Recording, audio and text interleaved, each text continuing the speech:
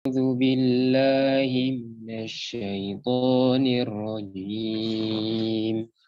بسم الله الرحمن الرحيم. يا أيها الذين آمنوا أوفوا بالعقود. أحلت لكم بهيمة الأنعام إلا ما يتلى عليكم غير محل الصيد وأنتم حرم. إن الله يحكم ما يريد. يا أيها الذين آمنوا لا تحلوا شعائر الله ولا الشهر الحرام ولا الهدي ولا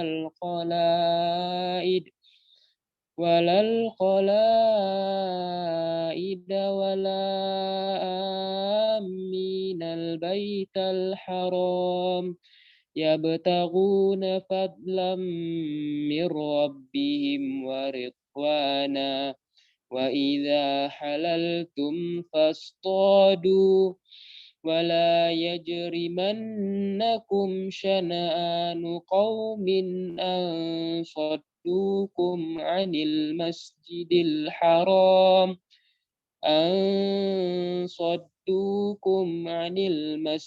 الحرام أن تعتدوا وتعاونوا على البر والتقوى ولا تعاونوا على الإثم والعدوان واتقوا الله إن الله شديد العقاب.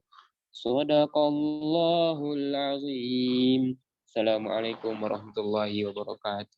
Waalaikumsalam warahmatullahi wabarakatuh. Terima kasih kepada Zahwan Ammar Insani atas pembacaan ayat suci Al-Quran. Semoga yang membaca dan mendengarkannya mendapatkan pahala di sisi Allah Subhanahu wa Ta'ala. Amin amin ya Rabbal alamin. Selanjutnya, sebelum kita mendaki ke acara yang kedua, yaitu pemaparan materi, Tak Afdol jika saya tidak memberitahu siapa pemateri hari ini. Kita tahu bahwa metodologi merupakan salah satu inti dari karya tulis.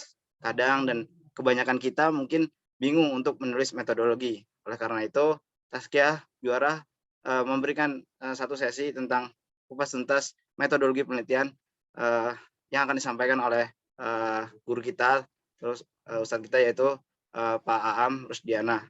Sebelumnya saya izin share screen terlebih dahulu memperkenalkan siapa beliau.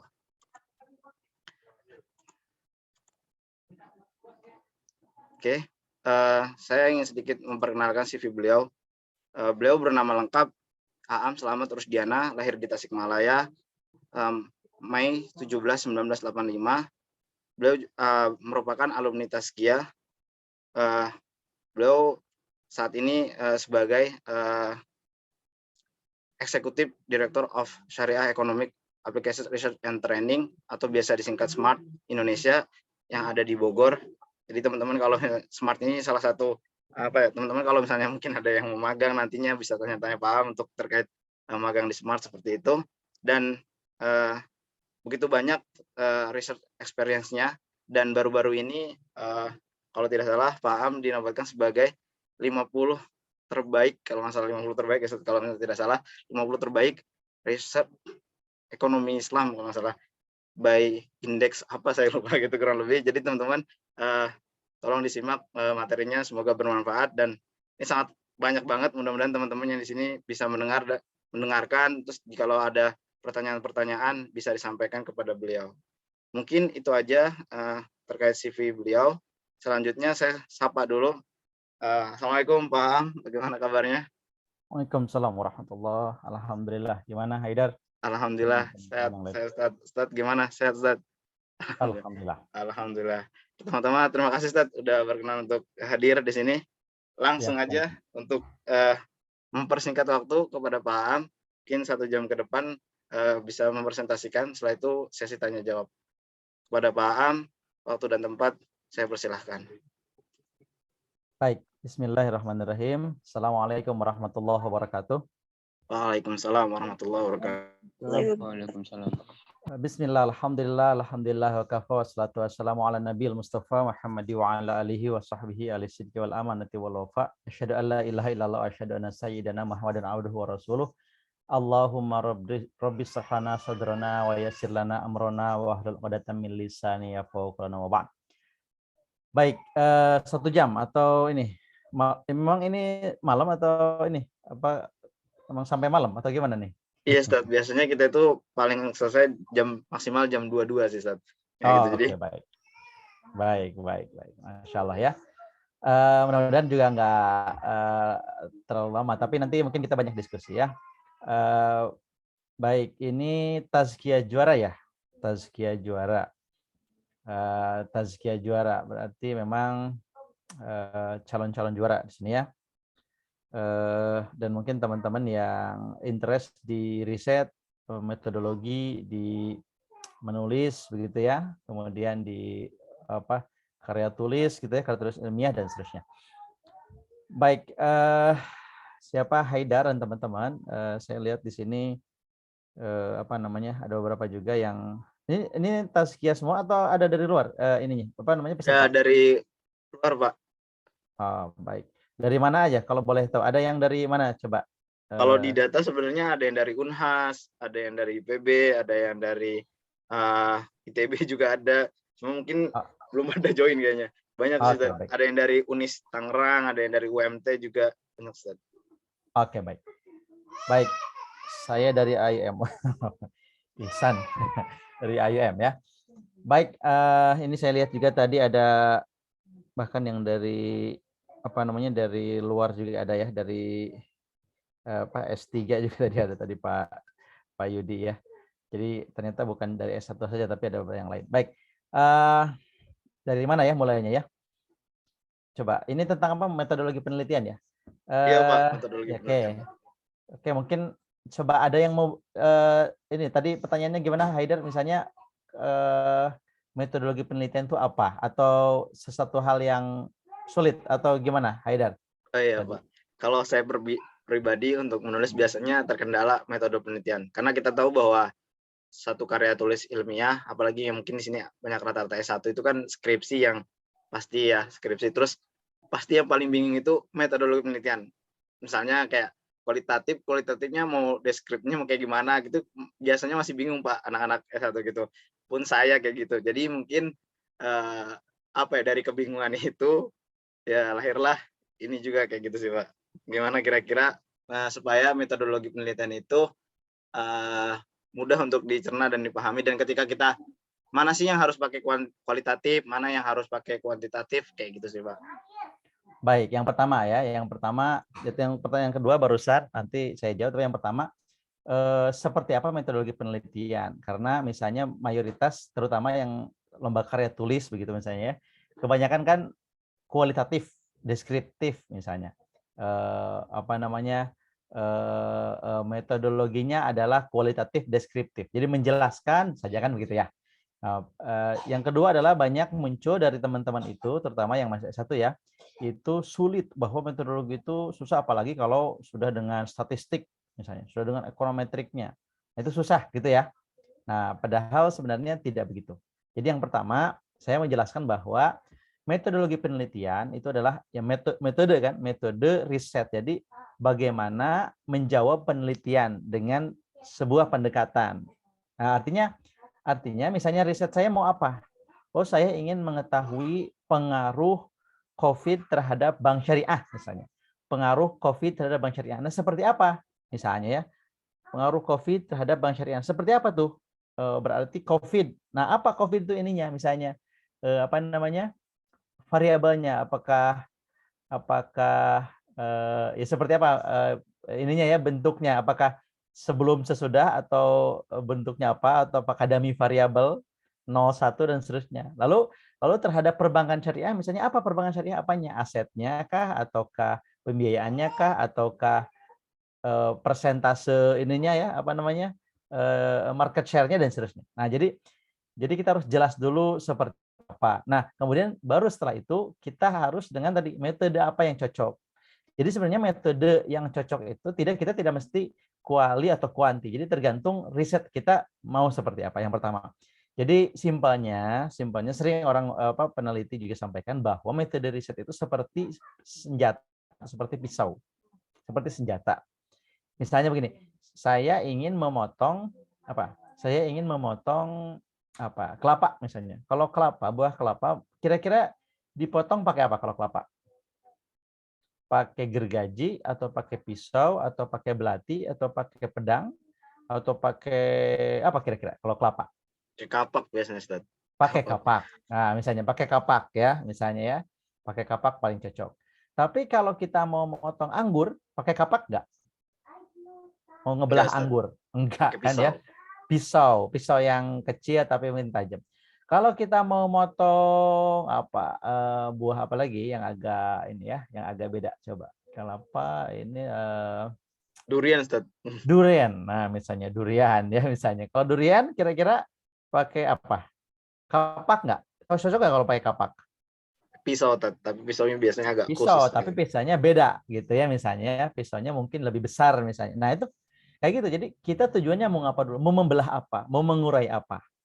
Gitu ya. Nah, itu metodologi penelitian tuh. Jadi metode penelitian itu pakai metode pisau kecil, pakai metode pisau besar, pakai metode gergaji, pakai metode kapak, pakai metode pistol misalnya, pakai metode bom misalnya pakai apa namanya tuh meriam gitu. Nah, jadi tergantung apa yang mau kita belah, apa yang mau kita tembak, apa yang mau kita urai. Paham ya? Nah, itu metode penelitian tuh. Gitu. Nah, memang secara umum ya, ini secara umum. Sebelum kita nanti ini. Secara umum ada dua metode penelitian ya. Ada apa namanya? Kualitatif, ada kuantitatif. Kualitatif dan kuantitatif. Seperti ini, kualitatif itu adalah sebenarnya metode di luar kuantitatif. Nah, kuantitatif itu seperti apa? Nah, kalau kuantitatif ada kuantitas, kuantitatif. Jadi sering ya, definisinya ya, itu sering mengarah kepada metode yang di sana ada model regresinya, model ekonometriknya, itu kuantitatif. Artinya kalau di kalangan ekonomi ya, misalnya di background ekonomi itu kan kita belajar matematik, statistik, ekonometrik ya. Nah, secara statistik dan seterusnya. Jadi kalau paling simpel misalnya regresi ya, regresi itu ingin mempengaruhi variabel X terhadap Y, ya, variabel X terhadap Y. Ya, kalau misalnya penjualan naik, maka bagaimana terhadap pendapatan. Nah, gitu ya. Itu berarti kan X terhadap Y. Nah, yang seperti itu tuh namanya untuk melihat pengaruh itu namanya regresi, model regresi. Nah, model regresi dan turunan-turunannya dan pengembangan-pengembangannya itu metodenya kuantitatif.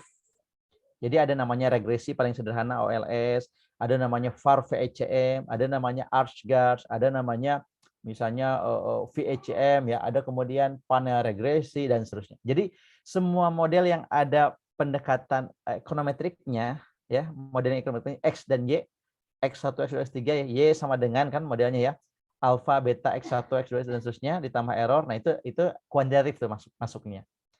Sementara yang di luar itu maka itu masuknya kualitatif. Nah, saya langsung coba lihat ya. Saya langsung share screen sekarang. Saya mau lihatkan beberapa contoh misalnya. Beberapa contoh. Yang pertama ini. Nah, ini dia. Contoh ini ada beberapa metode yang mungkin kita sudah tahu atau mungkin belum tahu. Ada namanya ANP, Analytic Network Process. Ada namanya AHP, Analytic Hierarchy Process. Ini namanya metodenya nih. Sebelah kiri ini metodenya. Kalau kanan ini softwarenya, app-nya. Jadi softwarenya yang digunakan. Software itu biasanya alat bantu sebenarnya ya. Nah, sementara kalau ini metodenya sebelah kiri. Nah, ANP AHP itu misalnya itu adalah metode masuk kualitatif. Itu untuk decision making. Jadi penentuan keputusan. Jadi misalnya memilih antara yang lebih bagus apakah A, B atau C. Gitu ya misalnya ya. Nah, itu berdasarkan kriteria tertentu. Nah, itu ada namanya ANP AHP. Itu maksudnya kualitatif. Ada namanya DEA, Data Envelopment Analysis ya. Itu untuk mengukur efisiensi dan produktivitas. Ada softwarenya banyak sekali, ada MaxD dan seterusnya. Ada ISM. Jadi banyak sekali ya. Ini metode-metode itu banyak sekali, tetapi secara umum tadi ada kuantitatif, ada kualitatif. Nah, kualitatif yang paling sederhana, misalnya itu yang sering kita lakukan, yang sering kita pakai, misalnya kualitatif deskriptif, misalnya menjelaskan dengan data-data tertentu, gitu ya, tanpa ada hitungan matematiknya atau statistik dan seterusnya, ya, tanpa ada modelnya, juga tanpa ada tools-nya, misalnya dan seterusnya. Nah, itu kualitatif deskriptif. Nah, banyak sekali mahasiswa, terutama yang semester awal ya, semester 1 sampai mungkin di bawah 4, semester di bawah 4 ya, itu biasanya biasanya ya mungkin belum begitu memahami ya, mempelajari metodologi penelitian yang lebih advance, yaitu ya kualitatif deskriptif saja. Nah, jadi misalnya ya mungkin semacam artikel dikembangkan, makalah, nah itu mungkin itu ya seperti itu. Atau misalnya yang lebih advance-nya membuat model pengembangan apa, nah itu juga masih deskriptif misalnya, masih kualitatif. Begitu ya.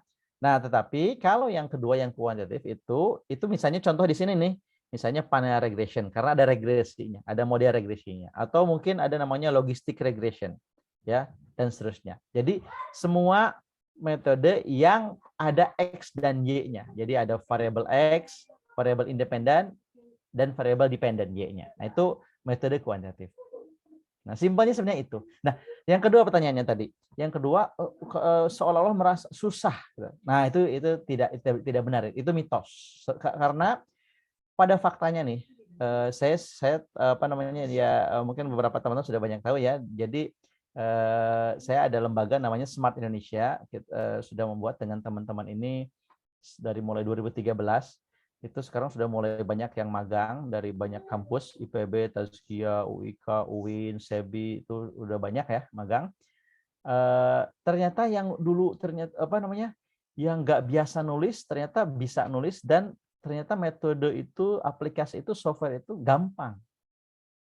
Nah, asal memang diarahkan dengan benar, gurunya benar, arahannya benar. Kalau di dalam saya sering mengutip kitab Ta'limul Muta'allim ya, sebuah kitab di dunia pesantren untuk adab mencari ilmu, ada 6 syarat mencari ilmu. Saya sering sebutin itu.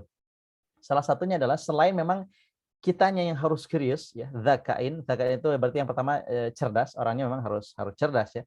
Kemudian hirsin yang kedua itu harus curious. Jadi kalau kita mau meneliti, menulis, meriset, membuat karya tulis, karya ilmiah, tapi tidak curious di riset, agak susah, agak kurang hasilnya agak kurang optimal. Jadi harus curious kitanya, harus senang gitu. Itu yang kedua. Kemudian istibar, harus sabar. Artinya sabar itu nanti ada step-stepnya. Misalnya kalau kita ada magang 30 hari, 40 hari ya harus sabar. Tapi kalau sedikit-sedikit itu mereka itu ternyata yang dulu nggak bisa, yang nggak biasa nulis, sudah biasa nulis, nggak biasa drafting paper, jadi bisa 2 hari 3 hari selesai, nggak biasa presentasi ternyata sudah bisa, dan nggak biasa menang, sekarang udah biasa. Banyak contohnya. Yang magang di tempat di Smart ini, yang dulunya mungkin nggak pernah nulis atau apa, itu ternyata mereka bisa juga, dan malah best paper di international conference dan seterusnya. Artinya apa? Artinya tadi ya nggak ada yang susah, termasuk metodologi gitu. Jadi metodologi itu bahkan semester 2, semester 3 yang mahasiswa awal ya, itu gampang kalau diajarin. Metode apapun, software apapun. Bahkan kalau teman-teman ini saya punya kesimpulan nih. Di sini kayaknya mayoritas S1 ya. Semua S1 ya? Iya, Pak, rata-rata S1, Pak. Tapi ada juga yang tadi ya, yang ini ya. Saya punya kesimpulan begini. Saya punya kesimpulan bahwa termasuk Gen Y, Gen Z ya. Ini kan mungkin Gen Y, Gen Z begitu misalnya. Gen Z mungkin ya, karena kan umurnya kan ini ya, mahasiswa lah gitu. Nah, saya punya kesimpulan begini. Dosen itu kan guru-guru kita ya. Guru-guru kita begitu.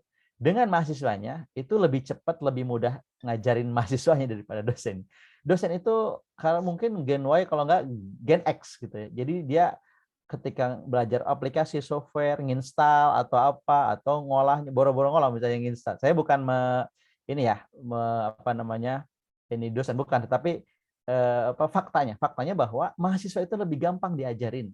Teman-teman itu Gen Y, Gen Z itu lebih mudah diajarin, dan itu ternyata gampang, mudah gitu. Jadi belajar tools, aplikasi, metode penelitian baik yang kuanti maupun kuali itu tidak susah.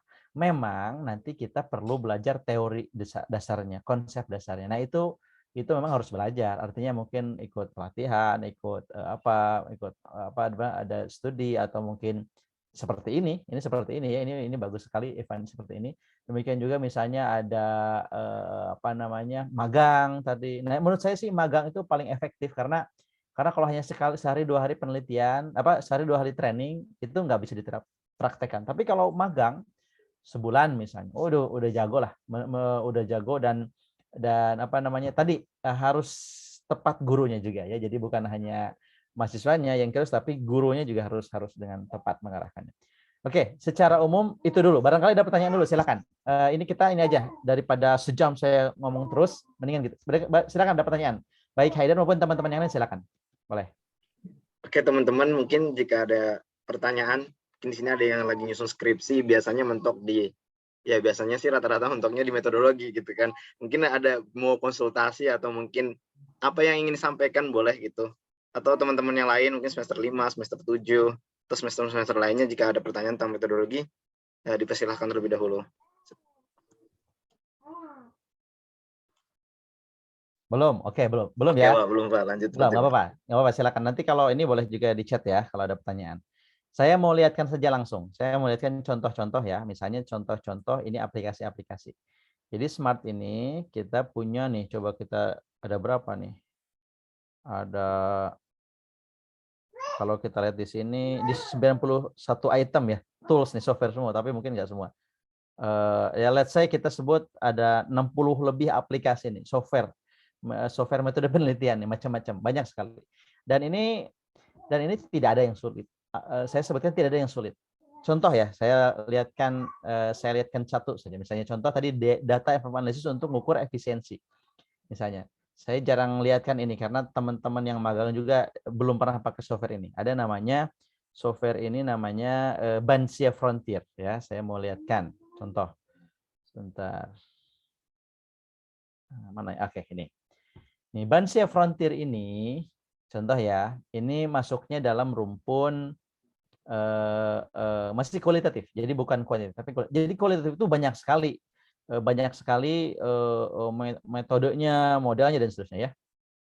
Contoh nih ya, ini saya mau lihatkan contoh metode DEA untuk ukur efisiensi. Oke. Nah, misal ini namanya Bansia Frontier. Tambah banyak ya. Oke. Saya mau buka dulu datanya. Jadi DEA ini, Bansia ini untuk mengukur efisiensi. Misalnya saya kasih contoh training di sini. Misalnya, bank syariah sama bank konven itu lebih efisien mana? Misalnya, syariah sama konven lebih efisien mana? Nah, contohnya ya. Nah, dengan metode ini kita bisa tahu mana yang lebih efisien. Nah, contoh di sini ya. Contoh misalnya, ini training data. Oke. Ini adalah data yang sudah siap, Maaf. Saya nggak bisa ya, sebentar.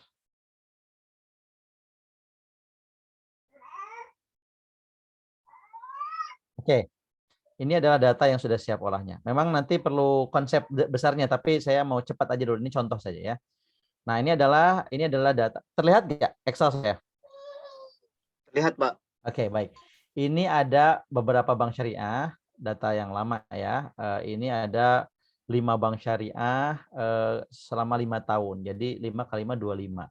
Ada outputnya itu total financing, income, inputnya adalah total deposit, labor, asset. Jadi ini dia itu perlu input output tertentu untuk mengetahui mana yang paling efisien. Ini contoh saja ya. Ini contoh, caranya adalah begini. Jadi kita masuk softwarenya ini, lalu kita ambil datanya tadi. Oke. Now next, kemudian kita next. Ini contoh ya. Nah, ini sudah kita masukkan semua itu. Semua data yang tadi itu sudah kita masukkan ke aplikasinya. Kita tentukan tadi misalnya tadi financing itu adalah output tadi ya. Nah, kita tentukan di sini output. Nah, income juga adalah output. Jadi konsep dia itu adalah kita mengukur efisiensi di mana kalau satu itu efisien, kurang dari satu itu nggak efisien. Nah, setelah kita tahu, lalu kita tinggal olah di sini ya dengan pendekatan misalnya pendekatan output BCC misalnya ya, dan tinggal diolah. Oke, tinggal diolah seperti ini. Anda klik.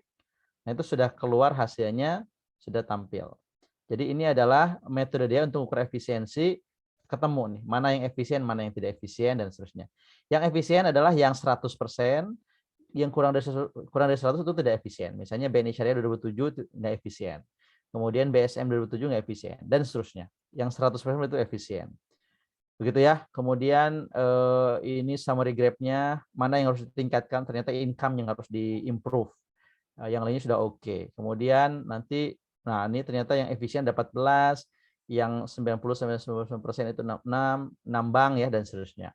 Nah kemudian macam-macam. Jadi di sini hasil tuh banyak sekali. Distribusi skor, kemudian improvement summary, dan seterusnya. Jadi sebenarnya ngolah data itu dan seterusnya itu simple kalau mudah. Kalau kita paham konsepnya, dan memahami konsep itu harus belajar, tapi tidak perlu lama sebenarnya. Nah, saya di Smart ini banyak ngasih pelatihan ya, seperti ini ya, ngasih pelatihan dan sebenarnya lumayan tidak murah gitu ya, tidak murah. Misalnya contohnya nih ya, untuk belajar dia itu, untuk belajar dia itu ini misalnya berapa ini? Nah ini 2,5 2 hari untuk belajar 3 metodologi ya. Kemudian untuk 1 hari belajar ANP itu 1,5 juta dan seterusnya. Nah semua ini tuh dipelajari ketika magang itu mereka belajar free gratis. Jadi kalau ini berbayar biasanya untuk dosen atau untuk mahasiswa S2 S3, tapi kalau untuk yang magang itu free semua. Jadi itu contoh salah satu contoh metodologi ya, salah satu metode untuk ukur efisiensi. Tadi saya contohkan. Dan yang lain pun juga sama. Jadi tidak susah sebenarnya. Tidak susah. Memang ada beberapa tools yang agak rigid ya, agak ini ya, artinya agak perlu ini. Cuma secara umum itu tidak ada yang susah kalau kita belajar apapun. Bahkan saya punya kesimpulan tadi itu mahasiswa yang itu gampang belajarnya dibanding dosennya sama sekalipun ya, dibanding dosen sekalipun. Bahkan dosen mungkin paham konsep dan seterusnya, tapi kalau ngolah, nganalisis, instalasi itu mungkin lebih tricky untuk mereka sehingga mahasiswa lebih cepat belajarnya. Gitu ya. Ini contoh saja. Misalnya metode DEA gitu. Saya satu lagi ya, saya sebutkan contoh lagi ya. Satu software lagi selain DEA itu. Di sini banyak sekali hasil-hasilnya, misalnya harus ngapain dan seterusnya gitu ya. Misalnya nih bank, contoh nih ya. Kita lihat yang nggak efisien misalnya. Nah ini dia. BNI Syariah itu nggak efisien, dia nilainya 87%. Nah, untuk agar lebih efisien, berarti dia harus memperbaiki income-nya. Jadi harus tingkatkan income-nya sekian, gitu ya. Financing-nya juga harus tambah sekian, sedikit ya. Kemudian total deposito harus dikurangi. Nah, kemudian agar efisien dia harus membenchmark siapa. Nah, ini dilihatin. Dia harus mengikuti siapa? BRI Syariah kah, Muamalat atau BRI Syariah 2009. Gitu, nanti dilihatin. Kemudian input output kontribusinya apa dan seterusnya. Jadi nanti satu software itu kita bisa menganalisis banyak sekali hal gitu ya. Nah, ini contoh satu tools sebagai contoh metode penelitian. Jadi masalahnya adalah kita mungkin belum punya kesempatan untuk belajar itu karena mungkin masih semester berapa gitu ya. Biasanya kan kita dapatnya mungkin semester 6 ya atau 7 ketika mau belajar mau menyusun skripsi gitu atau proposal. Tapi sebenarnya kalau di awal sebenarnya ada ekonometrik itu semester 3 atau 4 itu kan ekonometrik itu sebenarnya belajar, meskipun beberapa kan mungkin tidak belajar sampai softwarenya, mungkin hanya teori. Tapi yang paling bagus itu memang belajar itu adalah praktek, yang paling bagus itu. Jadi mempraktekkan itu artinya ajari teorinya, setelah itu ajari softwarenya, lalu kemudian coba olah data dan seterusnya. Bagaimana pemahamannya, interpretasinya dan seterusnya gitu. Nah, tetapi kebanyakan orang misalnya econometric issues misalnya, belajar regresi dan seterusnya. Karena mungkin ya macam-macam sih. Ada yang mungkin pemahamannya mungkin menganggap susah, jadi susah saja. Padahal jangan begitu. Nah, yang kedua adalah tidak dipraktekkan. Makanya teman-teman kalau di Smart itu ya, itu suka langsung, ya udah ada call paper, ada conference, ada international conference. Jadi mainannya sudah bukan karya tulis sebenarnya, sudah bukan Tamil Reg Tamil Nas, tetapi sudah conference atau misalnya ISEF. Jadi itu saingannya bukan mahasiswanya lagi, tapi dosen-dosennya gitu. Jadi kalau ISEF itu kalau nulis di ISEF atau Frex atau apa itu, atau kalau Frex kan misalnya mahasiswa dan mahasiswa ya, ada kelompok mahasiswa, ada kelompok dosen. Tapi kalau ISEF itu ya itu dicampur. Jadi kalau kita ikuti lomba karya tulis ISEF ya berarti itu musuhannya sama dosennya kan. Saingannya sama dosennya. Sudah bukan sama temannya lagi gitu. Sudah bukan sama teman mahasiswanya lagi. Nah, kita harus begitu dan dicoba praktekkan. Dan ternyata faktanya banyak juga yang lolos. Misalnya kemarin ada siapa Aisyah ya, atau mungkin ada Anissa Mujahidah ya, Muja kemarin best paper di conference Gontor ya. Kemudian ada siapa Ririn kemarin di dan seterusnya. Jadi sebenarnya dan mereka sebelumnya nggak ini apa, oh ternyata bisa ya, oh ternyata best paper juga dan seterusnya. Gitu. Jadi ya artinya gini, artinya adalah tadi kita perlu exercise. Jadi mungkin nanti perlu belajar. Dan yang kedua perlu juga sih kalau ada training yang sifatnya berbayar dan bagus, kita tahu itu bagus berbayar. Ya tentu kalau S1 mungkin bayarnya 100.000, 200.000 mungkin sudah mulai mahal ya. Kalau 1 juta kan nggak mungkin lah. Tapi kalau itu kan, nah tapi kalau untuk invest, menurut saya nggak masalah kalau itu apa namanya itu baik, kita anggap baik. Karena tadi saya balik lagi ke kitab Tamamul Ta'lim ya, kitab tadi itu salah satu juga apa namanya untuk mendapatkan ilmu yang baik itu sebenarnya ada bulghah itu ada bekalnya. Jadi memang kita harus invest. Kalau kita ada dananya ya harus invest misalnya untuk sesuatu yang beda. Kalau magang free ya, kalau magang itu free dan itu bisa dapat gratis dari pelatihan-pelatihan yang mungkin kalau bayar semua mungkin berapa 5 juta ke atas dan seterusnya gitu ya. Nah maksud saya adalah saya mungkin balik lagi ke esensi ya, bahwa metodologi penelitian itu banyak, secara umum bagi dua, quanti quali. Kita seringnya terjebak pada karena belum belajar ya quali, deskriptif dan seterusnya. Karena melihat kakak kelas yang di atas, maka kemudian kualitatif, pemodelan, bikin model gitu ya. Nah kayak gitu-gitu. Padahal sebenarnya banyak sekali yang bisa kita lakukan dan dengan aneka variasi metodologi. Nah tinggal kita perlu belajar. Kalau tidak salah apa T-Smart atau apa itu suka ada ini ya, kayak ada semacam pelatihan-pelatihan metodologi ya. Misalnya sekarang apa, nanti pekan depan apa, kayak gitu kalau nggak salah ya. HMJ T-Smart ya, suka ada belajar metodologi yang dikombinasi tapi untuk mahasiswa. Nah itu bagus sekali dan bisa diikuti itu ya, karena kan kalau yang umum seperti ini apa namanya lumayan mahal, tapi kalau itu mungkin pasti relatif lebih murah atau mungkin free ya. Nah itu seperti itu. Barangkali ada mungkin pertanyaan, sudah ada pertanyaan atau masih belum? Oke, Pak. Oke, teman-teman, mungkin di sini teman-teman semakin berkurang ya, karena mungkin teman-teman bingung gitu ya. Tapi nggak usah bikin bingung teman-teman, karena biasanya belajar dari awal dulu kayak gitu. Walaupun semester 3, 4, 5 coba-coba dulu aja kayak gitu. Sehingga nanti kalau udah coba-coba keenakan lah bisa gitu buat belajarnya. Oke, di sini ada yang ingin ditanyakan terlebih dahulu mungkin dari teman-teman semuanya supaya interaktif. Oke, kalau nggak ada mungkin saya nih Pak yang mau nanya dulu.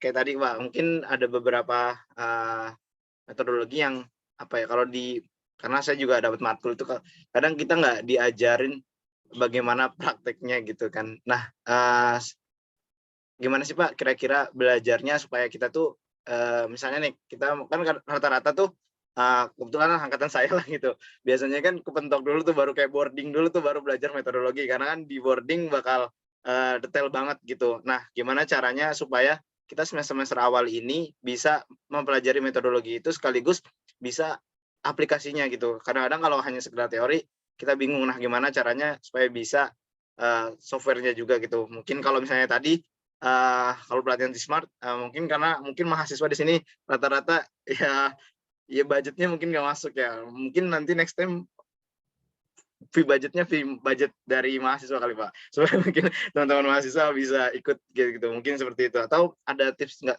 Pak kira-kira supaya bisa belajar selain tadi mindset untuk kita bisa software-nya kayak gitu sih Pak? Baik. Sebenarnya ada yang lebih ini lagi ya, yang lebih mudah lagi sebenarnya. Ada yang lebih mudah lagi.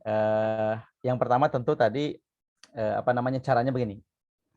Coba ikut pelatihan atau belajar ke kakak kelas atau belajar ke yang sudah ini ya, yang sudah banyak kok sekarang sudah banyak yang jago-jago juga. Lalu kemudian apa namanya ini coba praktekkan nulis untuk ikut lomba gitu ya, untuk lomba tapi dengan metode yang sudah kita pelajari itu. Nah, atau yang lebih mudahnya lagi, nih saya akan lihatkan ya. Jadi yang lebih mudahnya lagi eh, tadi sebenarnya kemarin ada juga tuh yang semester 3 sudah ikut magang gitu ya untuk belajar. Itu apa menurut saya bagus sekali. Jadi ada yang magang wajib semester 6 ke 7 ya, itu magang wajib kalau nggak salah ya. Nah, untuk yang interest boleh tuh di Smart boleh. Atau semester yang di awal misalnya mengisi kekosongan sebulan libur kemarin kan Februari gitu. Nah, itu ikut aja semester 3 atau semester 4. Nah, itu ikut aja. Artinya memang apa namanya? Ya memang effort ya, tetapi itu sangat powerful. Karena kalau cuma tadi belajar atau ke kelas kalau tidak di-guide itu pasti problem itu. Artinya tidak optimal, tidak optimal. Tapi kalau sudah begitu itu tadi misalnya magang di awal gitu. Kemarin kalau tidak salah ada Khadijah ada tuh dari anak EI semester 3 dia udah magang tuh. Sudah mulai magang dan beberapa tools dia sudah bisa ya. Misalnya bibliometrik atau sentiment analysis dan seterusnya.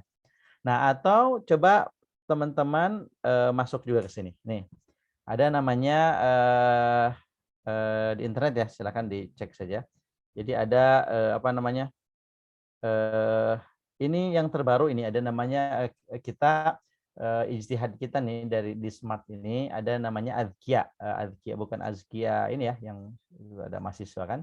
Ini Azkia ini Azkia itu sebenarnya dari bahasa Arab dari smart ya. Smart itu kan cerdas. Kalau bahasa Arabnya Zaki, Zakiun ya. Azkia itu berarti cerdas atau smart gitu. Jadi ini berupa apa namanya pesantren. Jadi pesantren ini tapi tidak seperti pesantren yang ini ya apa sangat ketat enggak gitu juga. Jadi ini pesantren mahasiswa. Kalau kita banyaknya kan pesantren kepemimpinan atau pesantren tahfidz gitu ya.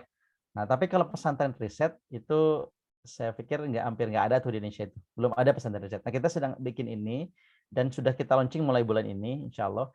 Jadi ini apa kepanjangan dari magang. Kalau magang hanya sebulan 2 bulan, 30 hari 40 hari. Nah, tapi kalau ini setahun biasanya. Ini setahun. Jadi dan ini free dan kemudian di dalamnya itu nanti belajar semua metode riset, all about apa namanya gimana nulis, gimana. Jadi pokoknya keluar dari sini tuh udah jago aja deh, udah ini gitu. Jadi apa namanya? Dan bukan cuma itu, tapi nanti kita ajari juga tentang apa namanya apa keislaman. Misalnya kajian kitab kuning tentang filosofis ya, terus kemudian ada mencari ilmu dan seterusnya dan seterusnya. Jadi ini baru sekali dibuka dan ini masih apa namanya masih open register. Jadi nanti silahkan kalau ada yang ini masuk aja Azkia Pesantren Riset. Kemudian juga apa namanya silahkan nanti cek di registrasi dan seterusnya ya nanti bisa diikuti. Dan ini tadi free insya Allah dan nanti kemungkinan besar ke depan itu ada 2. Jadi nanti ini berupa asrama, jadi mungkin rumah begitu ya. Terus kemudian asrama mahasiswa, nanti ada ikhwan akhwat. Jadi ikhwan khusus dan akhwat khusus begitu. Nah, tapi tempatnya sekarang di Bogor. Jadi mungkin di Sentul tempatnya di Gria Alam Sentul sekarang asramanya insya Allah.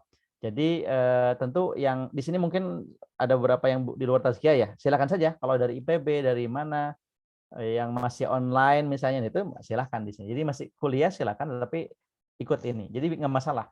Atau mungkin misalnya bahkan ada kemarin yang ikut itu dari Jogja tapi dia online kuliahnya masih online misalnya itu silahkan jadi bisa ikut apa masih perkuliahan di manapun tapi ikut ini gitu ikut pesantren ini nanti profilingnya nanti ini deh contohnya misalnya ya salah satunya misalnya ya ada kemarin tuh yang magang itu kan sebenarnya apa namanya hanya belajar sebulan 2 bulan itu. Tapi kemarin misalnya contohnya siapa Aisyah ya yang terbaik kemarin itu alumni sini juga. Jadi sebenarnya itu santri ya, santri pertama gitu ya, santri pertama di sini. Tapi kalau ini sudah berupa pesantren.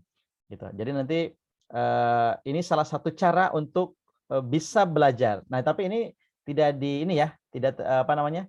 Artinya bagaimana kalau organisasi masih bisa, silakan organisasi masih bisa dan seterusnya gitu ya. Kemudian ikut kuliah masih bisa dan seterusnya.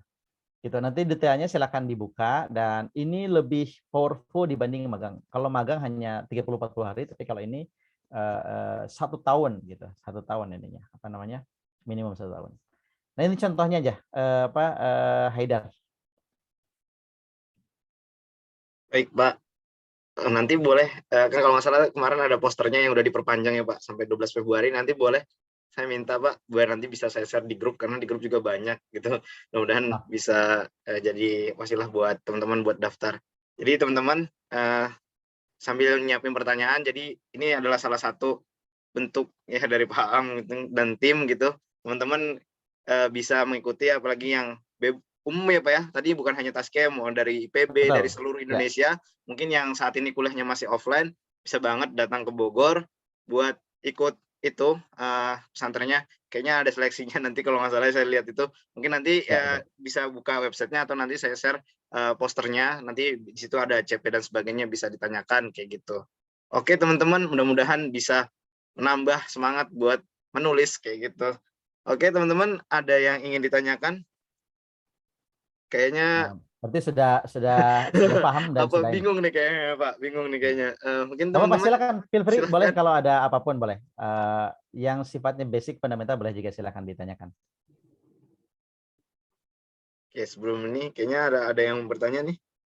Oh iya teman-teman, ada silahkan Kak Ahmad Amir. Silahkan Kak Ahmad Amir. Selamat malam Pak. Selamat malam. Malam baik. Kak Ahmad Amir.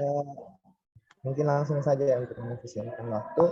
Jadi ini Pak, saya ingin menanyakan Pak, karena kan mungkin dari doktrin dari keilmuan saya dari ilmu ekonomi, yang dimana di situ tuh gimana ya, kita tuh sebentar Amir, Amir dari mana Amir? Dari mana ini? Oh iya, perkenalkan saya nama dari Amasa. Ya, dari Universitas Hasanuddin Pak. Baik. Ya, silakan lanjut. Ekonomi kebetulan. Ya, kebetulan juga saya sangat tertarik dengan metode-metode riset seperti yang tadi, memakai aplikasi, karena background dari prodi juga ilmuwan. Nah, yang saya ingin tanyakan tuh Pak, kan kalau di sana tuh ada doktrin kayak, kamu nggak usah terlalu pusingin, kamu nggak usah terlalu fokusin, kamu nggak usah terlalu mentingin tuh yang namanya riset kualitatif, karena nggak berguna untuk perkuliahan kamu gitu. Karena kan di sana risetnya kebanyakan pakai kuantitatif, dan bahkan di sana ada beberapa dosen tuh Pak yang bilang kamu nggak usah bingung-bingung, coba pakai EVIUS aja, misalnya kalau EVIUS, RStudio atau Stata, ya fokus itu aja, nggak usah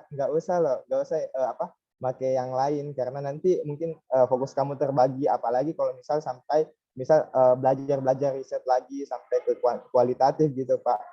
Itu kalau dari perspektif Bapak gimana sih? Ya, kemudian itu pertanyaan pertama Pak.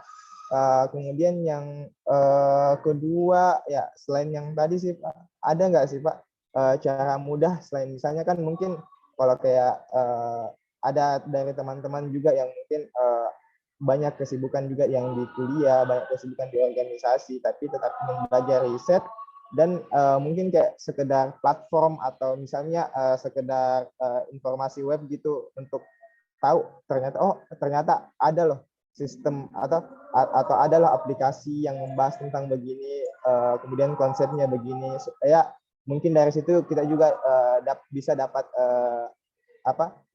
pengetahuan untuk bisa untuk kedepannya meneliti sesuatu yang lebih variatif gitu Pak.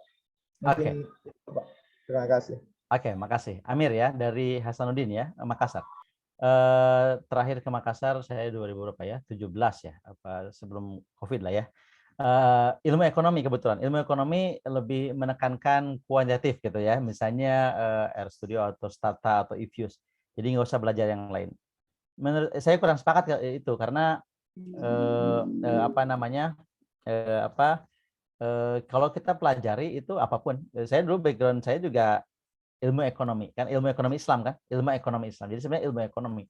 Tetapi pelajari apapun, karena nanti in fact pada faktanya tidak semua itu sifatnya apa ya, tidak sifatnya berupa ada hipotesis yang tadi itu ya, yang berupa ekonometrik gitu ya, modeling, tidak semua begitu.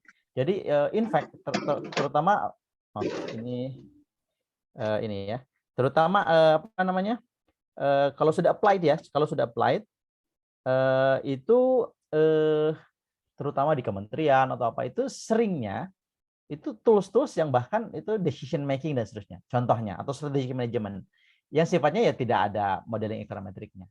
Jadi mungkin untuk jangka pendek skripsi, oke ya harus menggunakan apa namanya model ekonometrik. Nah, tetapi ke depannya mungkin bisa kombinasi. Contohnya misalnya ya, kalau sudah kalau S1 biasanya itu dia hanya apa namanya menambahi, mengurangi tahun atau menambahi variabel. Tapi kalau sudah S2 misalnya menjadi lebih luas. Kalau sudah S3 menjadi apa namanya tidak cukup satu metode. Nah, itu kalau sudah naik seperti itu tidak cukup hanya pemodelan ekonometrik saja. Jadi artinya in case jurusan atau mahasiswa yang ilmu ekonomi, tetap mata kuliah lain, metodologi yang lain itu harus dipelajari, dan mudah sebenarnya, yang lain juga mudah. Gitu. Jadi saya kurang sepakat dengan ini ya. Faktanya misalnya sekarang yang menang atau baik di misalnya contoh kita kalau ilmu ekonomi kan misalnya apa kementerian ada call paper misalnya Kementerian Keuangan atau BI atau apa OJK, mereka ternyata tidak semua modeling ekonometrik, ternyata banyak juga metode-metode lain yang mungkin itu malah ini ya sekarang digunakan. Itu yang pertama, jawaban pertama. Mudah-mudahan nanti bisa diskusi lagi ya. Yang kedua adalah ada tidak apa aplikasi atau apa ya, yang sekarang kan mungkin zamannya online dan seterusnya, tapi bisa runut gitu ya, pelajari apa metode dan seterusnya, ya platform ya.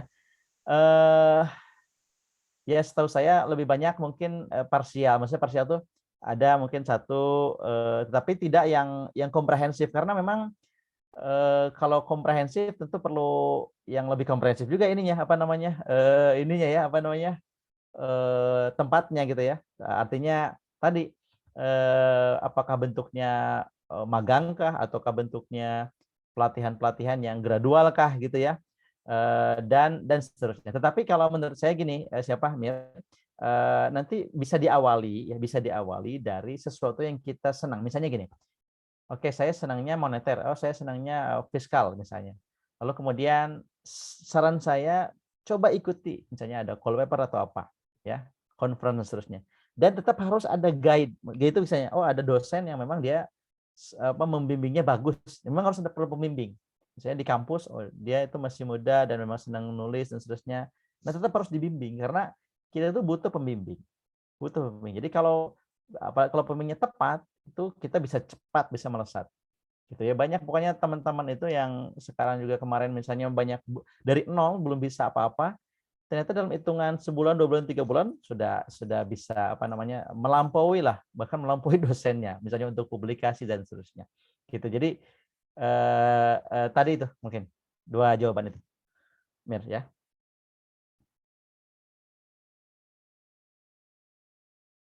Oke, terima kasih Pak Am. Gimana Amir? Mungkin ada feedback dari Amir? Ya, alhamdulillah sudah menjawab sekali. Terima kasih banyak Pak. Tadi juga yang menarik juga yang mengenai mengikuti satu dosen. Ya, mungkin bertanya lagi atau bagaimana? Boleh. Boleh satu lagi, boleh silakan. Sebelum ini ada yang nanya juga ya, tapi boleh silakan. Ya, mungkin singkat.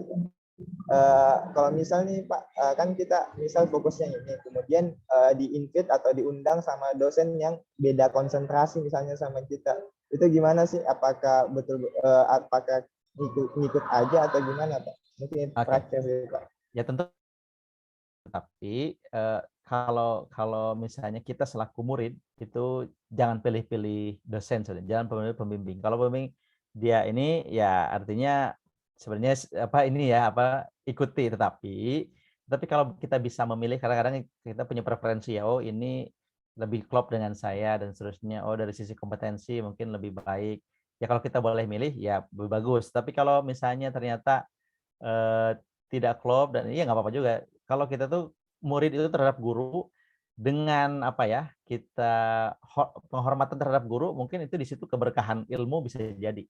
Kadang-kadang begitu ya, jadi tidak semua ini juga. Jadi ada konsep apa namanya murid dengan guru gitu ya. Nah itu kadang-kadang keberkahan muncul kalau meskipun misalnya sebenarnya kurang pas dengan ini ya curiosity. Kadang-kadang begini Mas, coba Amir ya, di tengah jalan awalnya saya senang ini ternyata menjadi belok menjadi yang berbeda gitu ya bidangnya. Tapi ujungnya malah itu yang berjalan apa namanya yang itu yang kedepannya malah jadi ini kita gitu ya jadi bidang kita. Nah banyak kayak gitu. Bisa jadi itu mungkin doa guru atau mungkin guidance guru yang mungkin awalnya kita tidak suka misalnya. Bisa jadi begitu. Tapi kalau kita bisa milih dan memang ada dosen, ada pembimbing yang lebih tepat menurut kita ya, itu lebih bagus. Gitu aja sih cara umum. Oke, di sini ada Nadia ya. Silakan tuh Silakan langsung Nadia. aja. Ya langsung. Terima kasih banyak, Pak. Ya sama-sama, Mir. Ya, silahkan Nadia. Ya, Assalamualaikum warahmatullahi wabarakatuh. Assalamualaikum. Baik Pak Am, tadi Pak Am sempat menyinggung betapa perlunya peran pembimbing gitu ya Pak dalam dunia ketulisan gitu. Nah kalau di sini kan kita agak terbatas tuh Pak masalah pembimbing gitu ya Pak atau masalah mentor gitu. Nah bagaimana cara kita itu solusi dalam keterbatasan ini agar kita itu tetap bisa berkarya dan berprestasi seperti itu Pak. Oke, sudah? Oke, jadi pembimbing atau mentor itu tidak mesti dosen. Bisa jadi kakak kelas yang dia memang punya kompetensi, punya skill. Bisa jadi. Ya, jadi tidak semua harus dosen, itu tidak mesti. Gitu. Atau bahkan mungkin ada orang atau tadi mentor atau apa di luar misalnya kampus, tapi memang kita bisa belajar darinya. Bisa nggak masalah. Jadi nggak mesti harus dosen di kampus kita, tidak mesti. Ya tentu saja kalau lingkungannya mendukung ya kampus di dosen tertentu lah dialah yang lebih layak ya yang kita belajar. Tapi kalau misalnya dia sebenarnya kakak kelas, dia belum sebagai dosen tapi punya kompetensi, skill, nggak apa-apa kita minta sebagai guru kita, minta sebagai mentor kita. Mentor itu penting sih Kak, termasuk bisnis apapun. Kalau bisnis kita tanpa ada guru itu mungkin gagalnya, ruginya bisa mungkin ujungnya oke, tapi tetap ini dulu gitu ya, rugi-ruginya sering dulu. Tapi kalau langsung diajarin sama mentor kan bisa tahu ini kamu jangan kesini karena saya sudah pernah kan gitu ya. Nah mentor juga sama untuk karya tulis ini. Jadi tidak mesti harus dosen. Bisa jadi mungkin kakak kelas kah atau mungkin bahkan rekan bisa jadi. Nggak masalah, misalnya satu level misalnya, tapi kita tahu bahwa dia punya kompetensi banyak, ya udah kita angkat jadi guru kan nggak masalah, jadi mentor. Itu nggak masalah itu, kayak gitu. Ya, jadi seperti itu. Terutama untuk yang berada di lingkungan yang mungkin terbatas, artinya mungkin di pesantren atau di matrikulasi ya yang misalnya tidak bisa seleluasa mahasiswa lain. Gitu, ya. Baik, terima kasih. Mungkin ada feedback dari Kak Nadia. Ya, silakan. Izin bertanya Pak, mas saya kita satu akun gitu. Iya, saya niat Pak izin bertanya. Ya. Bismillah Pak. Tadi Bapak telah menjelaskan beberapa rangkaian metodologi dalam penelitian. Nah, itu kan cukup banyak ya Pak. Nah, ketika kita melakukan suatu penelitian gitu Pak, bagaimana kita itu bisa memilih metode yang tepat dan cocok terhadap penelitian kita gitu. Sedangkan metode yang ditawarkan itu banyak. Oke, baik ya. Ini Mia ya. Oke, baik. Ya tentu saja harus belajar. Tapi gini, jadi satu-satu begini, maksud saya, biar nempel ilmunya, yang sudah kita pelajari terapkan. Jadi satu-satu. Tapi terapkan itu artinya coba aplikasikan, baik itu ikut lomba karya tulis. Misalnya kita baru belajar bibliometrik misalnya, ya sudah pakai itu untuk ikut lomba. Udah gitu aja dulu. Gitu. Jadi karena kan kalau semua belajari ya pasti kapan waktunya, perlu lama dan seterusnya. Jadi yang bisa kita itu dulu dan harus dipraktekkan, diaplikasikan. Misalnya ikut apa, saya sampai sekarang meskipun ya alhamdulillah menguasai banyak ini, tapi kalau ada metode baru, saya suka banyak belajar, ikut pelatihan, dan saya suka praktekkan setelah itu. Terapkan, aplikasikan. Karena kalau aplikasi itu penting. Setelah kita aplikasi, tahu, oh ternyata ada kekurangannya, ternyata begini ya, ternyata tidak sesuai dengan teori, atau tidak selamanya ternyata hasil olah itu sesuai dengan, nah itu jadi harus dipraktekkan gitu ya, dipraktekkan. Coba, maksud praktek itu adalah ikut lomba karya tulis kah, ikut event kah, dan seterusnya, atau mungkin nulis artikel atau nulis buku misalnya, dan seterusnya. Pokoknya dipraktekkan seperti itu. Jadi satu-satu ya, kalau kita mau semua kan kita nggak tahu. Ini banyak. Bagaimana kita tahu untuk menjawab sesuatu? Ya, nggak, karena kita belum tahu, satu-satu aja dulu. Ada namanya tadi istibar, jadi harus sabar. Sabar itu artinya nggak bisa kita langsung, satu-satu. Satu-satu baru nanti bisa. Gitu ya. Oke? Ya, silakan. Ada lagi yang lain mungkin?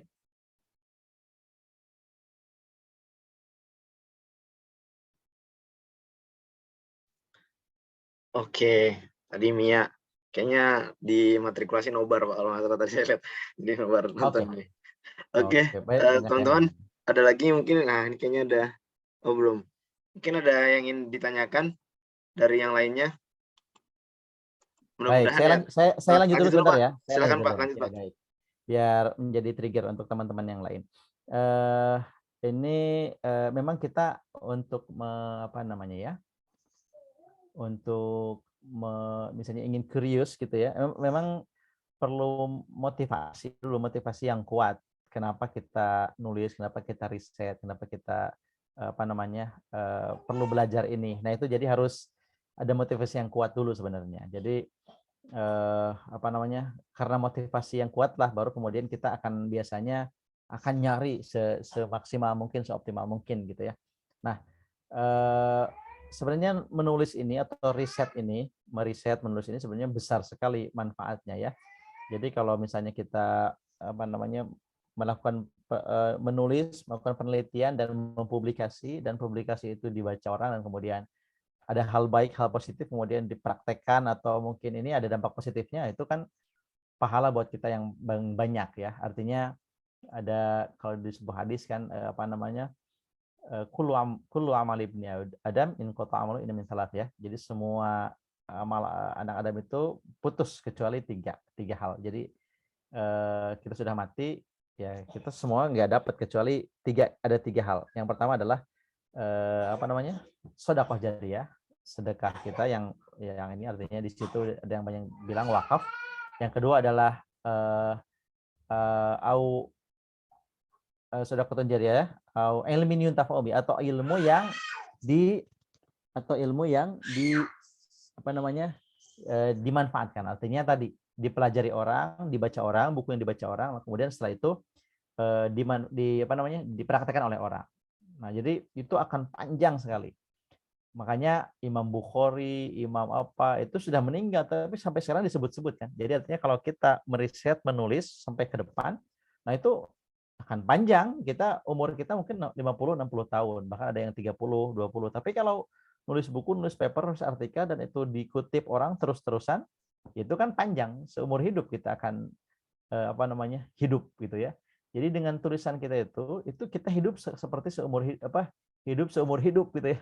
Tidak pernah mati. Kenapa? Karena kita ada karya yang dibaca orang dan dipraktekkan oleh orang. Jadi motivasi itu harus sangat kuat kalau untuk ini. Baru kalau motivasi sudah kuat, maka kemudian pasti akan mengejar kemanapun tuh ilmu itu, termasuk tadi bagaimana menulis dan seterusnya.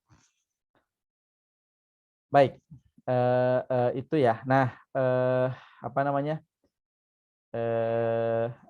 Saya mau ini deh, mau satu lagi mau lihatkan sebenarnya.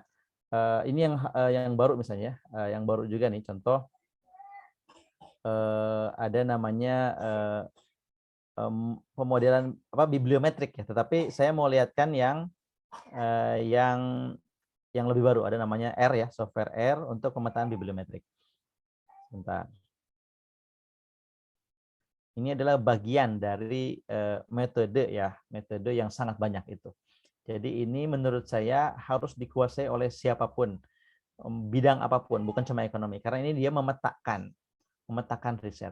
Nah, ini ada namanya R ya, software R, nama metodenya adalah bibliometrik. Nah, bibliometrik ini ada beberapa softwarenya, ada Postviewer, ada namanya BiblioShiny. Nah, jadi metode ini dia bisa memetakan riset apapun. Nah, coba kita lihat contoh ya, saya mau kasih contoh. Nah, jadi simpel sekali kalau kita sudah kuasai, dan metode ini sangat awam, dan dia harus dilakukan oleh siapapun, baik itu yang sedang skripsi, tesis disertasi, atau yang lomba karya terus dan seterusnya, karena ini adalah pengganti dari studi literatur, jadi pengganti dari bab 2 ya. Oke, kita nunggu ya sebentar. Software R ini juga dipakai oleh ini tadi ilmu ekonomi, untuk ekonometri kan bisa juga dengan software R ini. Nah, tapi ini khusus untuk yang pemetaan ya. Pemetaan bibliometrik. Kita sambil tunggu.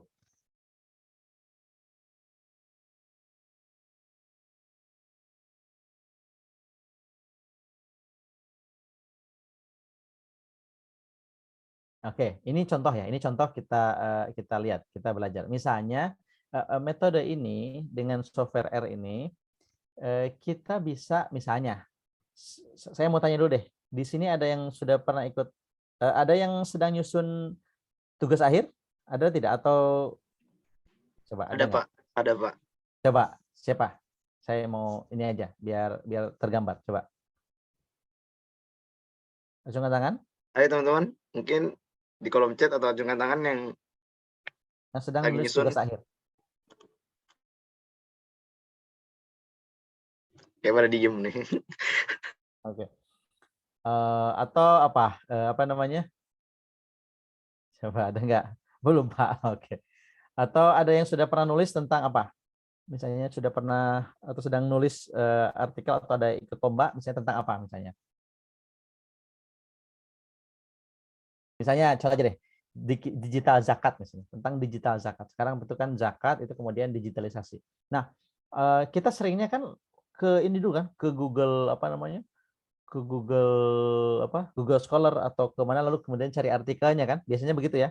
Kita masuk ke mana, ke Google Scholar misalnya, lalu kemudian cari artikelnya satu-satu terkait digital zakat itu. Nah, padahal nggak gitu. Jadi caranya adalah kita sebenarnya masuk ke database atau ke Scopus atau Dimension dan seterusnya. Lalu kita kita klikkan kata kunci itu, saya digital zakat, lalu kemudian kita petakan. Kita ketemu misalnya ada 50-an artikel. Dari situ kemudian kita petakan dengan tools ini. Nah, tools ini ya. Jadi dengan simpel kita bisa memetakan ratusan atau ribuan penelitian itu dengan sederhana, dengan cara yang cepat dan sederhana. Contoh ya misalnya nih, kita ambil tadi yang sudah kita yang sudah kita cari metadatanya misalnya. Nah, jadi kita ambil misalnya database-nya dari mana misalnya contoh dari Scopus ini. Nah, contoh tadi zakat digital misalnya, zakat digital. Itu sudah kita dapat misalnya. Ini saya cepat aja. Nah, setelah kita masukkan, lalu kita bisa mulai dan kita bisa petakan. Jadi penelitian yang ratusan atau ribuan itu terkait topik apapun, kita bisa petakan dengan simple, dengan sederhana tapi powerful nanti. Contoh misalnya nih. Nah, ini kita bisa petakan siapa penulis yang paling banyak, kata kunci apa, lalu kemudian negara mana yang paling yang paling sering gitu ya, yang paling banyak meneliti tentang digital zakat dan seterusnya. Ini contoh ya. Nah, ini contoh misalnya tentang digital zakat. Kita petakan. Sebentar.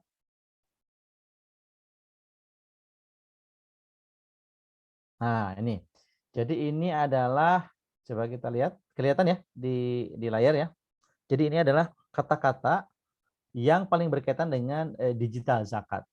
Di sini ada zakat, ada sosial, ada digital, ada COVID, ada manajemen, ada Indonesia, ada Malaysia, ada teknologi, institusi, dan seterusnya. Nah, ini adalah hasil dari kata-kata kunci terkait digital zakat dari sekian artikel, mungkin ratusan artikel, gitu ya. Dan banyak, pokoknya nanti ada banyak ininya, apa namanya? Ada banyak outputnya, tetapi kita itu fungsinya adalah untuk memetakan riset. Jadi contohnya misalnya contoh artikelnya adalah bisa seperti ini. Nah, itu ya, misalnya nanti mungkin beberapa mungkin saya share untuk mungkin bisa di-share ke teman-teman. Intinya adalah kalau biasanya kita membuat bab 2 studi literatur dengan download satu-satu artikel lalu kemudian dibaca, nah ini enggak gitu. Ini caranya adalah kita ambil metadata tertentu terkait topik yang kita sedang akan riset, lalu mungkin kita akan dapat sekian puluh atau sekian ratus artikel, lalu metadata itu lalu kita masukkan pakai software dan kita bisa petakan. Nah, gitu. Jadi contoh misalnya, nah ini tentang audit zakat misalnya, tentang kata kuncinya audit zakat. Yang kebetulan ini pakai R. Nah, ini misalnya hasilnya adalah misalnya, nah ini dia. Jadi ada berapa artikel tahun 94, tahun 2000 ada berapa artikel dan seterusnya ya. Dan nah ini bisa kita petakan. Jadi ini hasil-hasil dari R nih. Jurnal apa yang paling banyak, siapa penulisnya, apa kata kuncinya misalnya. Lalu kemudian ini misalnya jurnal apa yang paling berdampak, gitu ya. Kemudian di sini, nah ini kata kunci apa yang sedang trend, yang sedang growth. Kemudian siapa penulis yang paling banyak menulis tentang apa namanya audit zakat. Nah, ini kemudian clusteringnya dan sebagainya. Jadi ini tuh simple, output ini hanya sekali klik, 2 kali klik dari software yang tadi, software R tadi itu. Masalahnya adalah tadi kita belum belajar saja, gitu ya. Kita belum belajar saja. Jadi saya ulangi lagi, ini tuh simple semua. Jadi software sebenarnya itu simple kalau tadi kita memang perlu belajar. Dan kabar baiknya adalah ada sekarang zaman YouTube, zaman apa. Jadi kita tinggal masuk aja ke sana. Software ini, misalnya tadi DEA, software DEA, tutorial, banyak sekali. Misalnya kita smart, kita punya Smart Indonesia, kita sudah punya YouTube-nya, belajar di sana banyak juga. Jadi training-training kemudian kita upload ke sana, lalu kemudian kita bisa belajar sendiri maksud saya, dengan nonton YouTube itu. Kalau cuma baca tutorial kan mungkin perlu waktu ya, tapi kalau ini YouTube langsung belajar gitu ya, langsung bisa belajar. Jadi sekarang forumnya tadi kalau pertanyaan tadi siapa Amir ya, dari mana kita bisa belajar? Maaf, di YouTube itu bisa. Jadi di YouTube yang penting misalnya kita tahu softwarenya apa, metodenya apa, masuk ke sana, itu bisa kita belajar. Banyak sekali. Tutorial R, tutorial bibliometrik FOSS, tutorial misalnya tadi DEA, tutorial ANP itu banyak sekali. Ya. Tapi tentu harus ada guidance dari tadi mentor atau dosen atau apa. Nah, itu balik lagi ke sana sih. Itu ya. Baik, silakan. Mungkin ada pertanyaan lagi. Ini sudah mulai sudah ya. 24 orang. Silakan. Nggak apa-apa. Tadi ada 40 orang, tapi nggak apa-apa. Namanya yang interest sedikit kalau metodologi itu. Ya, oke, nggak apa-apa, teman-teman. Ayo teman-teman, mungkin di sini manfaatin banget karena kita nggak pernah tahu ya kapan lagi kita bertemu lagi untuk belajar metodologi gitu kan. Next time mungkin, dan nggak tahu kapan itu. Tapi maksimalkan waktu. Nah, silahkan dari Nadia, jika ada yang tanya silahkan. Iya Pak, saya Nia izin bertanya. Untuk saat ini Pak, berapa penting sih dunia penelitian itu sendiri? Soalnya dari dilihat secara umum gitu ya, minat mahasiswa itu terkait penelitian itu sangat kurang gitu. Jadi terkait dunia penelitian ini seberapa penting untuk saat ini gitu Pak? Selain penelitian ataupun penelitian. Baik, bagus. Jadi memang betul. Jadi yang mendalami itu mungkin tidak banyak ya. Tetapi karena belum tahu saja. Ini pengalaman saya sedikit ya. Jadi waktu saya magang sampai S1 ya. Waktu magangnya S1 itu saya magangnya saya dapat double digit waktu magang itu. Magangnya sebulan 2 bulan ya. Waktu itu ya kalau disebutkan ya kira-kira diangkain lah 10-11 juta itu magang itu dapatnya ya. Waktu itu itu penelitian. Jadi ada proyek penelitian dan makin sini sekarang yang data analis ini itu makin diperlukan. big data, zaman sekarang Gojek, Grab. Jadi analis itu semakin diperlukan sekarang. Nah, ini kalau kita bicara ini ya, ini kalau kita bicara peluang ke depan gitu ya. Oh, besar sekali. Besar sekali. Jadi artinya kenapa? Karena apa namanya? Data itu sekarang jadi kekuatan. Jadi siapa yang punya data, dia yang paling kuat. Kalau dulu yang siapa yang punya modal, dia kuat. Kemudian siapa yang punya banyak orang, dia kuat. Sekarang siapa yang punya data, dia kuat. Karena dengan data hal lain itu bisa di ini gitu ya. Bahkan bisa baik, bisa jelek sebenarnya, tetapi itu menjadi sebuah kekuatan gitu ya data itu. Nah, makanya sekarang misalnya Gojek, jangan Anda anggap Gojek itu atau Grab atau yang lain itu dia bisnis transportasi, tidak. Tapi dia data ya, data saya. Jadi dia bisa memetakan dan seterusnya gitu sehingga menentukan pricing dan seterusnya itu atau yang lain lah ya, hal-hal lain itu dengan data itu. Ya artinya memang riset ini tidak banyak orang yang masuk ke sana karena mungkin belum banyak tahu, tetapi saya bisa pastikan bahwa selain ini powerful juga tadi kalau di agama kita misalnya ilmu ya yang punya ilmu dialah yang nanti akan menang, tapi seberapa dia bisa menggunakannya, termasuk pebisnis. Karena sering kita menginikannya, oh kalau mau banyak kaya, banyak harta ya bisnis, betul, itu betul. Tapi kalau bisnis dikombinasi dengan dia kuat di data, wah itu akan sangat keren. Jadi kalau dia misalnya bisnis, tapi kemudian dia datanya juga kuat, nah itu akan berlipat-lipat tuh dia ininya. Karena jangan Anda anggap yang bisnis hebat itu nggak punya data, enggak, dia datanya tuh jago sekali. Jadi risetnya itu dia dia banyak gitu ya. Jadi ketika menentukan keputusan A, strategi B dan seterusnya itu datanya pasti kuat gitu. Jadi itu tadi Mia ya. Jadi begitu Mia. Jadi memang kalau di kalangan kita mungkin mahasiswa menganggapnya itu susah, repot, ribet. Kemudian kita yang simpel-simpel aja, misalnya yang cepat, yang mudah. Padahal ini kita belum tahu caranya aja, belum tahu jalannya aja. Kalau tahu tidak susah juga, tidak susah. Dan tadi saya bilang data itu adalah power ya, data itu adalah kekuatan. Jadi semakin sini, semakin negara yang punya data lah sebenarnya yang kuat. Nah itu kan risetnya yang harus kuat. Begitu ya, mudah-mudahan bisa menjawab. Silakan, ada lagi pertanyaan? Baik teman-teman, silahkan. Kita baru ke sesi pertanyaan nih seharusnya. Oke, Boleh baik. teman-teman, Baik. silahkan. Oke, 5 menit lagi katanya ya. Waktu tanya jawab 5 menit. Oke, sip.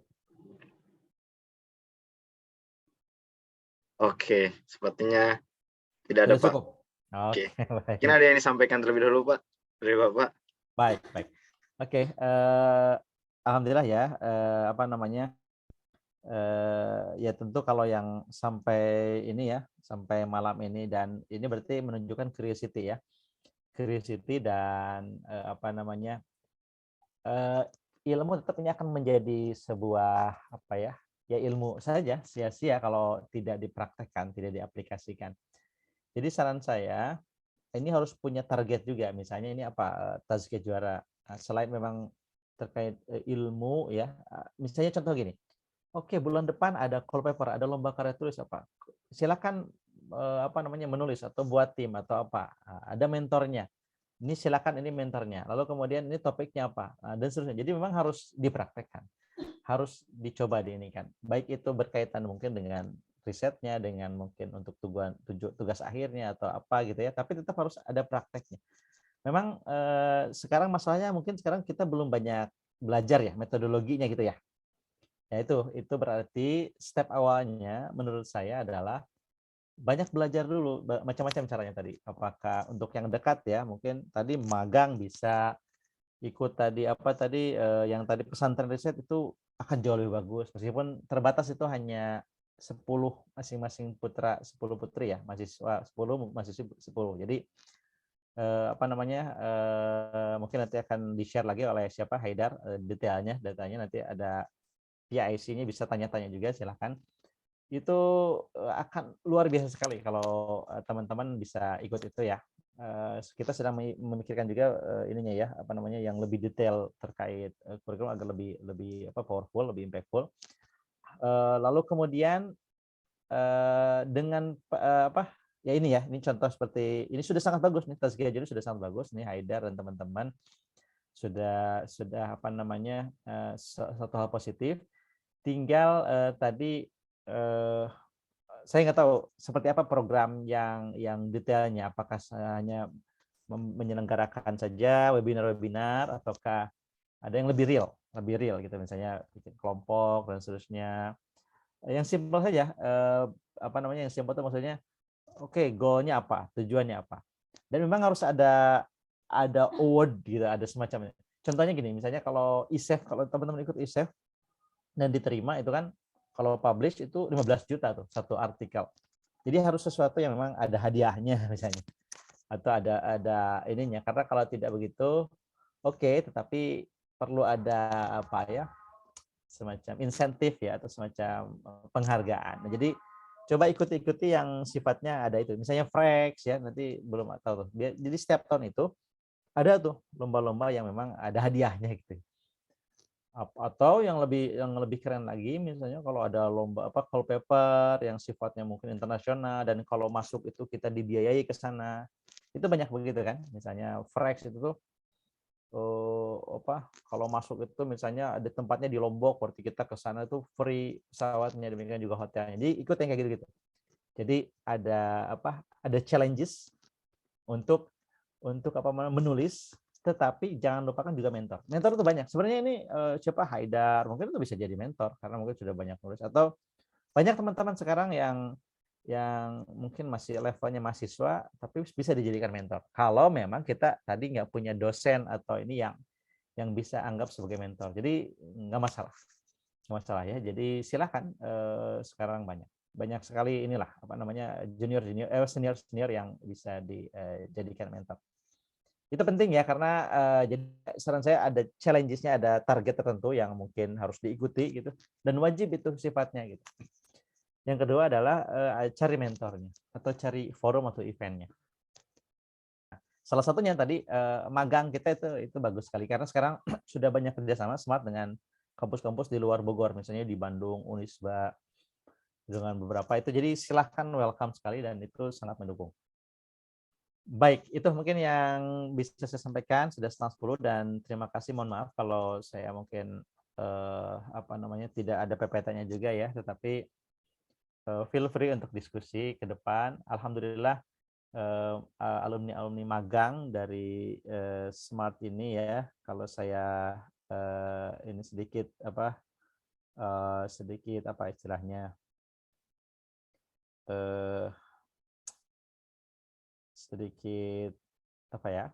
sedikit membanggakan begitu. Nah, ini contoh-contoh saja ya.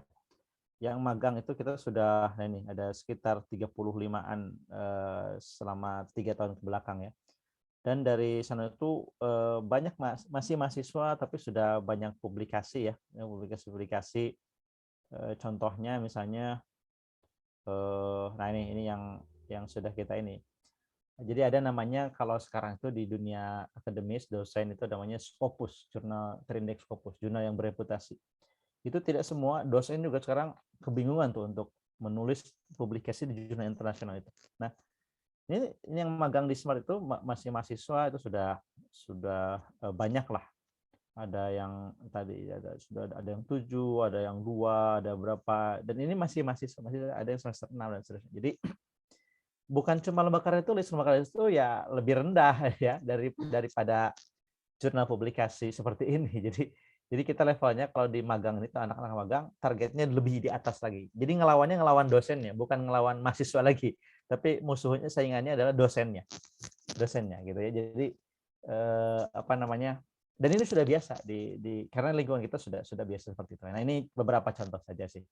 Jadi kalau lingkungan sudah oke, mentornya sudah benar, kemudian semuanya gampang. Apalagi saya punya kesimpulan tadi itu, milenial itu lebih gampang diajarin daripada kolega dosen yang sudah, yang sudah senior ya, sudah berusia lanjut. Biasanya agak kerepotan, dan seterusnya. Begitu. Jadi mudah-mudahan teman-teman, saya ikut doakan di sini apa namanya, semua bisa apa namanya, bisa belajar. Saya juga masih belajar, jadi silakan ke depan bisa belajar. Lalu kemudian karena semua harus dilakukan, ini bagus sekali karena lomba karya tulis itu nanti ujungnya kan skripsi. Jadi kalau kita belajar karya tulis sekarang, nanti skripsi itu mudah.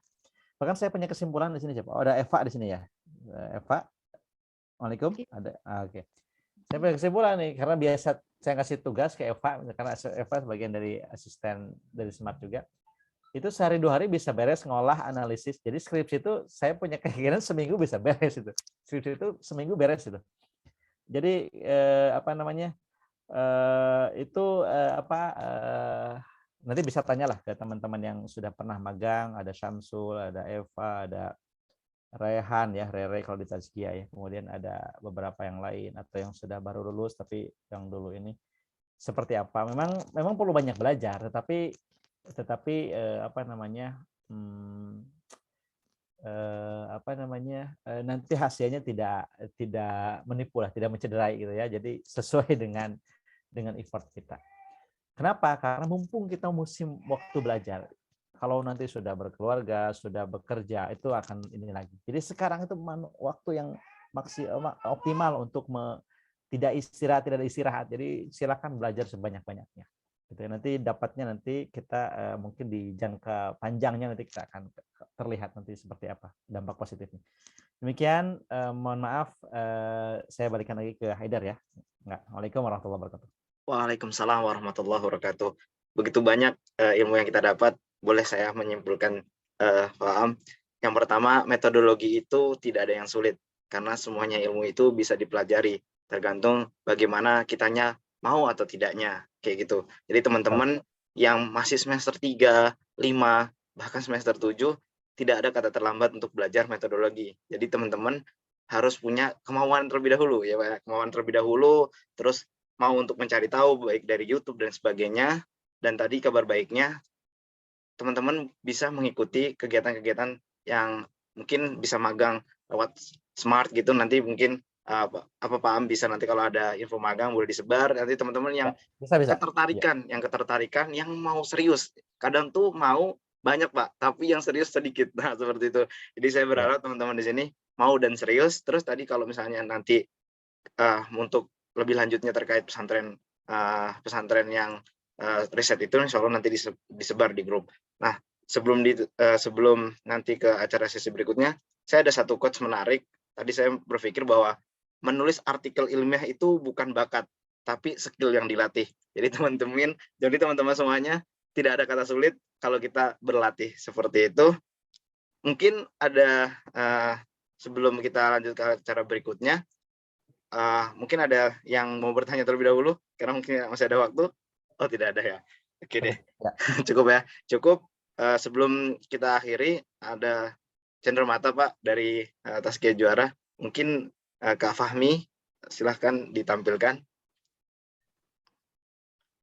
Oh iya, sebentar ya. Habis ini kita pengumuman peserta terbaik Pak. Jadi mungkin Bapak milih peserta terbaik atau pertanyaan terbaik. Ada 2 pertanyaan Pak. 2 pertanyaan terbaik nanti dapat door prize dari kami Pak. Mungkin Bapak yang milih nanti.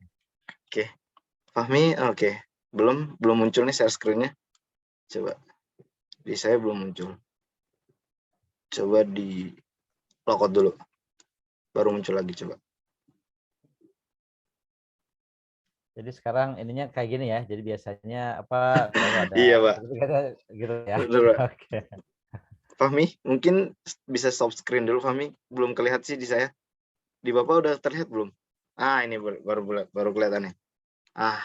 Oke Pak, saya izin share screen terlebih dahulu. Ini mungkin hanya sekelas ya Pak. Mungkin Bapak udah terlalu banyak sertifikat, tapi nggak apa-apa ya Pak. 1, Oke, baik, 2, terima kasih. 3. Oke, next. Oke. Nah ini mungkin buat saya pribadi nih. 1, 2, 3. Oke, sebelum ditutup, kita foto bersama terlebih dahulu. Mungkin teman-teman bisa on cam terlebih dahulu. Oke. Oke, sip.